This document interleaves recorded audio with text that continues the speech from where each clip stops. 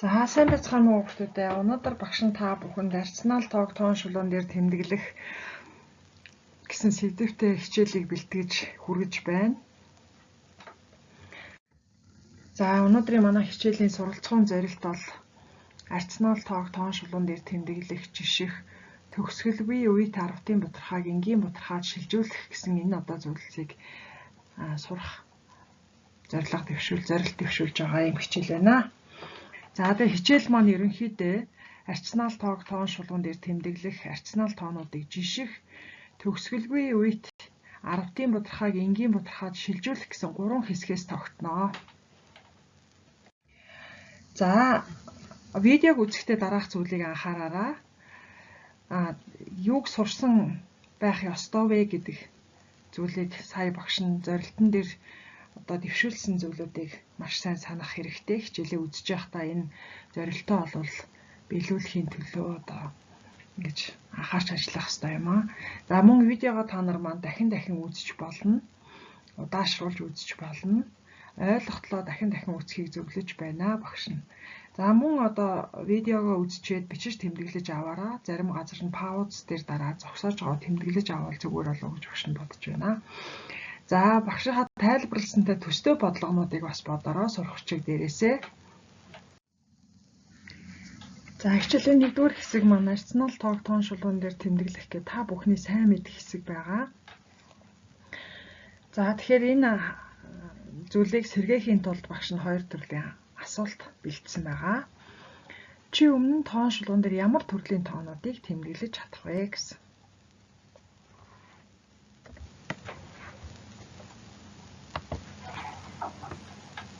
Би тоон шулуун дээр натурал тоог тэмдэглэж чадна, бүхэл тоог тэмдэглэж чадна, эерэг бүхэл тоог тэмдэглэж чадна, мөн зарим бутархай тоонуудыг тэмдэглэж чадна.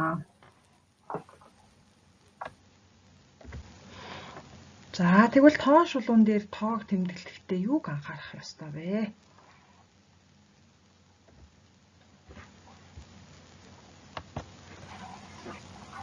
Тоон шулуун дээр тоог тэмдэглэхдээ баруун гар талд нь их тоогийн тэмдэглэнэ. Тоон шулууны нэг цэг нь нэг тоог төлөөлж чаддаг.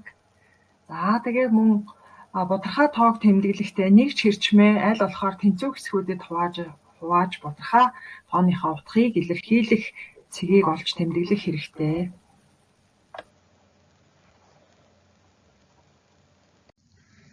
За багш нь та бүхэнд нэг асуулт дэвшүүлье. Эерэг, сүрэг, бүхэл болон бутархай тоог 2 бүхэл тооны харьцаа хэлбэрт бичиж болох уу? Ерөөсөө өөрөөр хэлбэл бидний өмнө үзсэн бүх төрлийн тоонуудыг 2 бүхэл тооны харьцаа хэлбэрт бичиж болох уу гэсэн асуулт байна.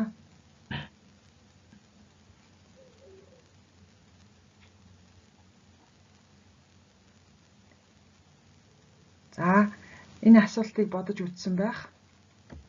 Тийм ээ бичиж болноо. Та бүхэн маань бас ийм хариултыг өгөх байхаа. За тэгвэл А-г хувааханд Б эсвэл А-г харьцуулах нь Б гэсэн хэлбэрээр бичиж болдог бүх тоог Arsenal тоо гэдэг шүү дээ. За энийг та бүхэн маань бас өмнөх ангиудад үзчихсэн учраас мэдэх байхаа. За энэ дээр бол хамгийн гол шаардлага нь бол Б-ийн тгээс их байх хэвээр. Өөрөөр хэлбэл тэр хуваарьт байгаа тоо бол сүрэг байж болохгүй гэсэн ийм зүйлийг анхаарах хэрэгтэй юм байна. За 2 дугаар хэсэг рүү оръё. 2 дугаар хэсэг дээр Arsenal тоонуудыг жиших шаардлагатай байгаа. За Arsenal тоонуудыг жиших талаар бол та нар маань бас өмнө нь нэлээд туршлагатай байгаа учраас энэ удаа бол бид нар та бүхний өмнөх туршлага, өмнөх мэдлэг чадвар дээр тулгуурлах юм аа. За бүхэл ба бутархай тоонуудыг яаж жиших вэ? Ижил хуваарьтай энгийн бутархаануудыг яаж жиших вэ? Энгийн ба 10-ын бутархай хоёрыг яаж жиших вэ гэсэн 3 асуултыг бас дэвшүүлж ийн багш нь. За бүхэл ба бутархай тоонуудыг эхлээд бүхэл хэсгүүдийг жиших нь байна. Хэрэв ижилхэн байх юм бол бутархай хэсгүүдийг нь жишж эхлэх нь байна. За ижил биш хуваарьтай энгийн бутархаануудыг жишгтээ хуваарийг нь ижил болгож жишнэ. Хуваарийг нь ижил болгохгүй бол шууд бас их багыг нь хэлэхэд хэцүү байдаг учраас хуваарийг нь ижил болгож жишнэ. За ижил төрлийн бутархаа болгож жишнэ гэж чинь энгийн ба аравтын бутархааг жишгтээ альсгүй хоёулангийн энгийн бутархаа болгоно, альсгүй хоёулангийн аравтын бутархаа болгоно. За энэ дээр багш нь жишээ авч харуулъя.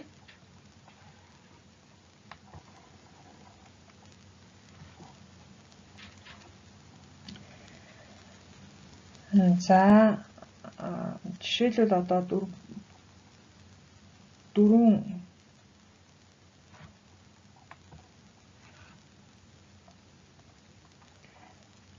ба 384-ийг жишээ.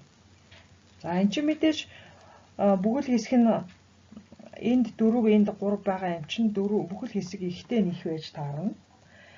За одоо энэ түрүүн асуултан дээр бид нарт ижил биш хуваарьтай энгийн бутархаануудыг жишгтээ ижил хуваарьтай болгоно гэсэн юм маань бас өмнөх ангиудад хийж ирсний дагуу за 2-1, 3-1 байх юм бол бид нар энийг хоёулангийн ижил хуваарьтай болгоод 6-ны 3, 6-ны 2 болгоод ингэж ишин. Тэгэхээр 6-ны 3 нэх байж таарна. Тэгвэл энэ бутархаа нэх байна гэсэн үг. За ийм одоо үйлдэл хийдэг байгаа. За дараагийнх нь болохоор тэг 15. За 3-ны 1, 2-ыг жишээ. За энэ хоёрыг хоёулангийн ижил төрлийн бутархаа болгоно. За хоёулангийн одоо энгийн бутархаа болгочих. Тэг 15 гэдэг бол 2-ны 1 гэсэн үг. За 3-ны 1. За одоо энэ бол өмнөх жишээн дээр бид нар ажилласан учраас энэ их байсан. За ингээд та бүхний мэддэг зүйлүүд байгаа учраас багш нь сэргээх зорилгоор эдгээрийг орууллаа. За энд байгаа бутархаануудыг та нар энгийн бутархаа болгож чадах уу? За энэ дээр та нар эхнээс нь эхлээд болгоод үзтээ. Энгийн бутархаа болгоод үзээрэй.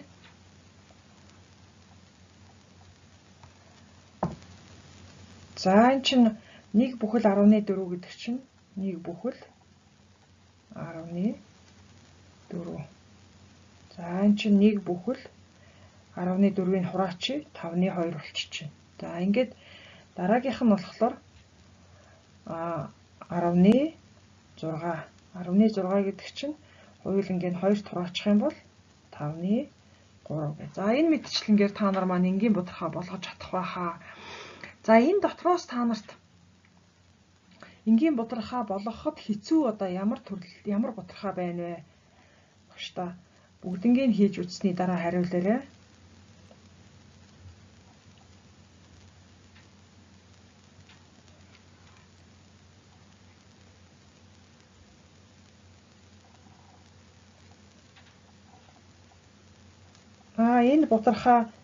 Энэ бутархаа хоёр дээр асуудал гарсан байх гэж багш нь бодож байна. Яагаад вэ? За энэ бол ямар бутархаа байна вэ гэхлээр 3 гэж цаашаа ингээд төгсгөлгүй үргэлжлээ явдаг. Төгсгөлгүй үетэй бутархаа байна шүү дээ. Тийм учраас үнийг бол энгийн бутархаа болгоход яаж болох вэ гэдэг асуудал та бүхэнд тулгарч байгаа хаа. За ингээд багш нь та бүхэн төгсгөлгүй үеит аравтын бутархааг энгийн бутархаад шилжүүлэх 2 аргыг танилцуулъя гэж бодож байна. За 1-р арга нь за энд ийм бутархаа өгөгдсөн байна. 1 бүхэл 3 гэж төгсгөлгүй явах нь байна. За тэгэхээр одоо энэ бутархааг яаж одоо энгийн бутархаад шилжүүлэхийг багш нь тайлбарлая. За энэ бутархааг төгсгөлгүй үетэй бутархаа хэлбэрээр нь бичих юм бол 1 бүхэл 3 гэд ингээд явах нь байна. Ийм бутархаа байна. За тэгээд энэ бутархаагаа x-ээр тэмдэглэсэн байна. За тэгээд энэ x-ээр тэмдэглэсэн энэ тэнцлийн хоёр талыг нь 10-аар үржүүлсэн байна. За тэгэхээр эндээс яг уу гэхэлэр энэ төгсгөлгүй үедээ бутархаан хувьд энэ 10-аар үржүүлэхлээр бутархаан цэг нь нэг орон хогоошлоод за энэ дээр болохоор x нь 10x болсон байна. За энэ хоёрыг одоо хооронд нь хасаж өгсөн байна. Энэ хоёр тэгшдэглийг хооронд нь хасцсан байна. За ингээ хасчихлаар энд юу үүсэх вэ гэхэлэр 13-аас хасах нь 1 гэсэн ялгуур үлдэнэ. Яагаад гэвэл бутархаа хэсэг нь бол хоорондоо бие биенээ устгах чинь одоо хасагдаа тэг болчихно гэсэн үг шүү дээ. Бүхэл хэсгүүд нь л хоорондоо хасагдана гэсэн. За энэ хувьсагчтай гишүүд нь болохоор 9x гэдэг ингээ гараад ирж байгаа. За энэ бол та бүхний чадах зүйл байгаа. За энэ дээрээс одоо манай тэгштгэл маань 12 тэнцүү 9x болоод эндээс x-ийг олчих юм бол за энэ x нь 9-ний 12 буюу 3-ны 4 болчихж байна. За тэгэхээр манай энэ анхны бутархаа маань 3-ны 4 гэсэн энгийн бутархаатай тэнцүү байх нь шүү дээ.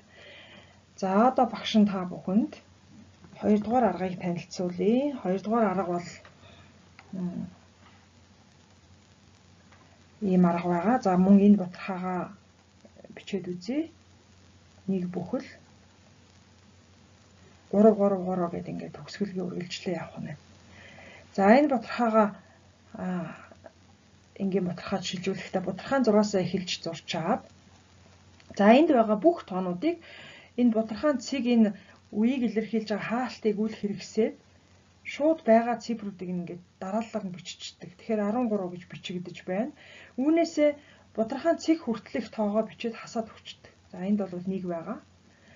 За бутархаан хуваарьт юу бичих вэ гэхэлэр энэ үеийн хаалтан дотор хичнээн цифр байна. Түүний тоогоор 9-ийн тоог бичиж өгдөг. За тэгэхээр манад 3-гийн ганцхан цифр байгаа учраас 1 л 9 бичигдэж байна гэсэн. За ингээд 9-ний 12 тэнцүү 3-ны 4 гэдээ бидний өмнө одоо яаснтай адилхан гарч байна. За тэгэхээр багш нь энэ одоо нэг дүрмийг багш нь та бүхэнд харуулъя. Хүртүрд нь тухайн бутархаан цэг хаалтыг үл хайхран бүх тоог байгаа дараалалаар нь бичээд түүнээс бутархаан цэг хүртэлх тоог хасаж бичиж хассан ялгуурыг бичнэ гэж нь хүртүрд нь. За хуваарьт нь болохоор үеийг илэрхийлэх хаалт доторх цифрийн тоогоор 9, бутархаан цэг хаалт хоёрын хоорондох цифрийн тоогоор тэг бичнэ. Тэгэхээр манай энд одоо бутархаан цэг болон хаалтны хооронд тоо байхгүй манай жишээн дээр байхгүй байгаа учраас тгийг бичихгүй байна гэсэн. Хэрвээ байх юм бол 9-ийн ард бол тэг бичих нь шүү дээ. За ийм дүрмээр шилжүүлдэг. За ингээд огш нь хоёр аргыг танилцууллаа. За энэ хоёр аргыг та нар хийж үзээд бас өмнө нь одоо байсан өмнөх слайдн дээр байсан чадахгүй байсан бутархаагаа шилжүүлээд үзээрэй. За тэрний дараа та нар бас энэ хоёр аргаас аль сайн чадахыгаа сонгоод энэ дөрвөн бутархааг энгийн бутархаа болгож бичээрэй.